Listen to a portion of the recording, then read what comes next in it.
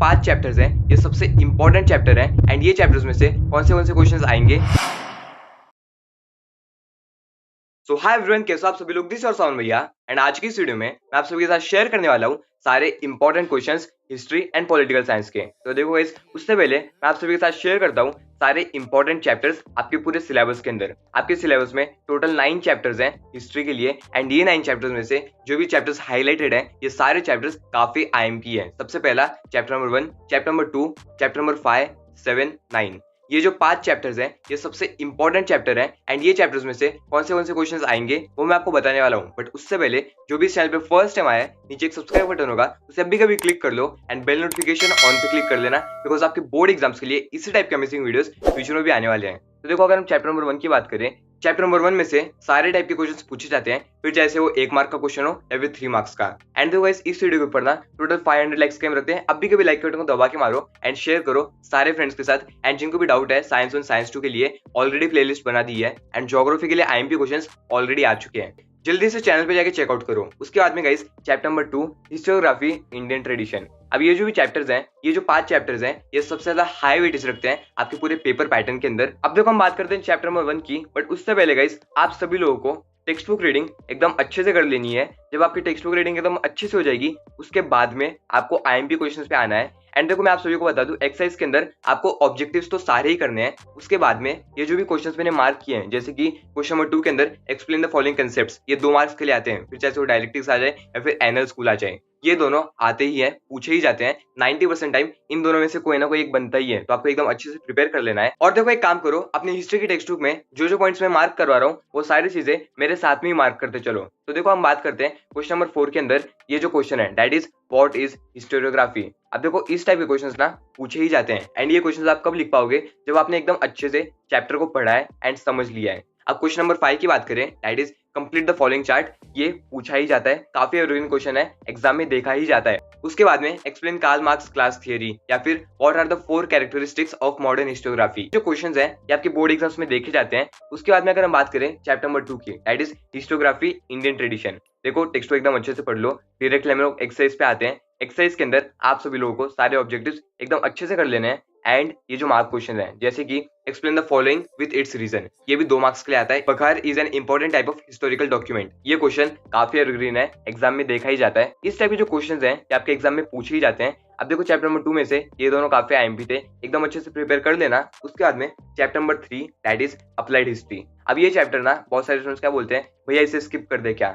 देखो, चाहो तो कर सकते हो, बट मैं बोलूंगा स्किप मत करो। इसके जो भी फोटोज वगैरह है ये काफी आईएमपी है, 3 मार्क्स के लिए पूछे जाते हैं।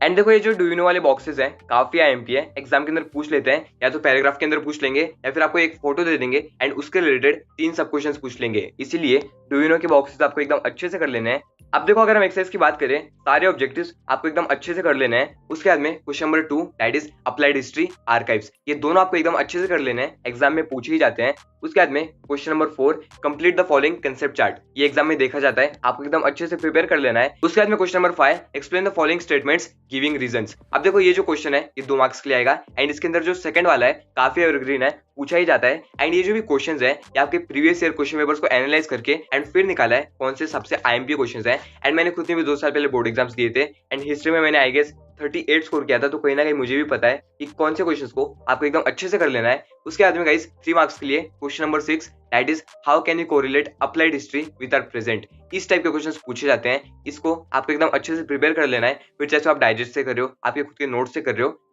History of Indian arts chapter number 4। अब देखो, ये जो भी चैप्टर्स वगैरह है ना ये आपको एकदम अच्छे से पढ़ लेना है। अगर आप पढ़ लोगे, आपके सारे कंसेप्ट वहीं पे क्लियर हो जाएंगे एंड आपको सब कुछ याद रहेगा। जो भी फोटोज वगैरह है उनको एकदम अच्छे से कर लो। अगर हम डायरेक्टली एक्सरसाइज की बात करें, एक्सरसाइज के अंदर मैंने ऑलरेडी मार्किंग कर दी है, आप लोग भी मार्क कर लो। जो भी ऑब्जेक्टिव्स हैं एकदम अच्छे से कर लेना है। And explain the following concepts, ये सारे क्वेश्चंस के अंदर आपको 4 से 5 पॉइंट्स लिखने होते हैं, आप एकदम इजीली लिख लोगे। एक बार अच्छे से पढ़ लेना एंड प्रैक्टिस कर लेना हर एक क्वेश्चन की। हो गई मार्किंग, लगे तो स्क्रीनशॉट भी ले लो, ले लिया ना। अगर हम बात करें नेक्स्ट चैप्टर की, that is mass media and history. अब ये वाला जो चैप्टर है काफी आईएमपी है, बिकॉज इसमें से ऑब्जेक्टिव्स के लिए 2 मार्क्स के लिए 3 मार्क्स के लिए क्वेश्चंस पूछे ही जाते हैं। अब देखो, प्रिपेयर कैसे करना है, एकदम अच्छे से रीड कर लो, एकदम अच्छे से रीड कर लेना है। एंड अगर हम डायरेक्टली एक्सरसाइज की बात करें, एक्सरसाइज के अंदर गाइस काफी सारे आईएमपी क्वेश्चंस है, ये सारे आपको एकदम अच्छे से कर लेने हैं। यहाँ पे अगर हम बात करें राइट ब्रीफ नोट्स, अब ये जो क्वेश्चंस है ये पूछे ही जाते हैं, एकदम अच्छे से पढ़ लेना है। एंड ये जो भी मार्किंग्स है इन्हें एकदम अच्छे से फॉलो करो। एंड ये जो पैराग्राफ वगैरह है इन्हें भी अगर पढ़ लेना, एग्जाम में 3 मार्क्स के लिए पूछा जाता है।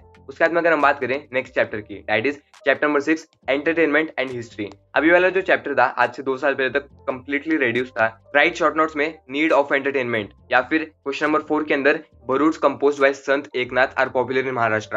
अब महाराष्ट्र रिलेटेड आ गया, एग्जाम में पूछा जा सकता है, इसीलिए एकदम अच्छे से प्रिपेयर कर लेना है। एंड 3 मार्क्स के लिए व्हाट इज पोवाड़ा एक बार पढ़ लो, आपको समझ में आ जाएगा। बाकी तो आपको मन से लिखना है। Chapter number 7 sports and history, काफी आईएमपी चैप्टर है।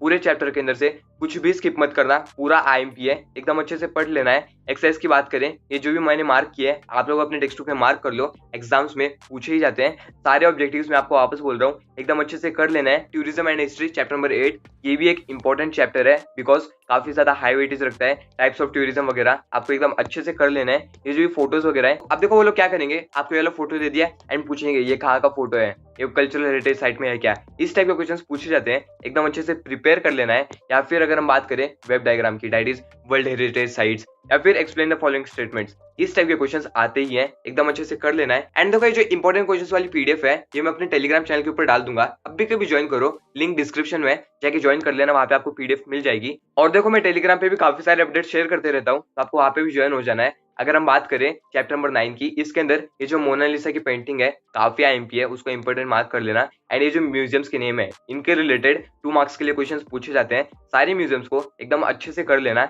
एंड देखो यहाँ पे क्वेश्चन आएगा सरस्वती महाल ग्रंथालय, हाँ ये मैंने 10th के टाइम पे किया था एंड हमारे टाइम पे ये पूछा भी गया था, इसीलिए बोल रहा हूँ इस टाइप के क्वेश्चंस को आपको एकदम अच्छे से कर लेना है। 2 मार्क्स के लिए 3 मार्क्स के लिए पूछे ही जाते हैं। अब अगर हम बात करें पॉलिटिकल साइंस की, बट उससे पहले एक्सरसाइज के जो भी आईएमपी क्वेश्चन है वो देख लो एक बार, स्क्रीनशॉट ले लो या फिर मार्किंग कर लो अपने खुद के टेक्स्ट बुक के अंदर, ले लिया स्क्रीनशॉट। ओके गाइस, अब हम बात करें पॉलिटिकल साइंस की।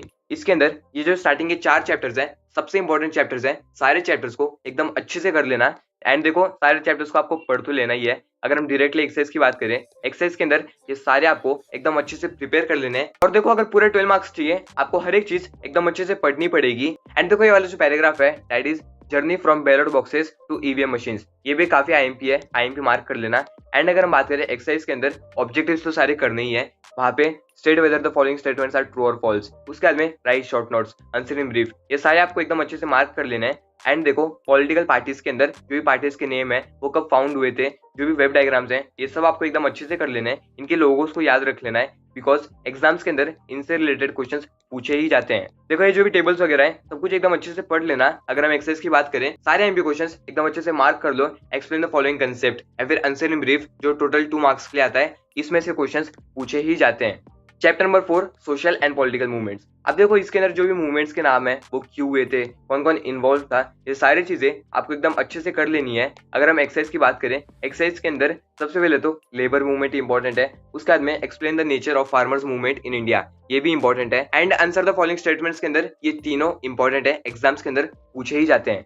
एंड अगर हम बात करें लास्ट चैप्टर आपके पूरे सिलेबस के अंदर, इसके अंदर से एक्सरसाइज के अंदर ये सारे क्वेश्चंस बनते हैं, इन्हें मार्क कर लो, एकदम अच्छे से पढ़ते रहना है। ज्योग्राफी के लिए ऑलरेडी वीडियो बन चुकी है, यहाँ पे लिंक आ गया होगा, एकदम अच्छे से पढ़ाई करते रहो। वीडियो अच्छी लगी लाइक करो, शेयर करो अपने सारे फ्रेंड्स के साथ। टिल दैट टाइम गाइस एकदम अच्छे से पढ़ाई करते रहो, मिलते हैं नेक्स्ट वीडियो में, बाय बाय।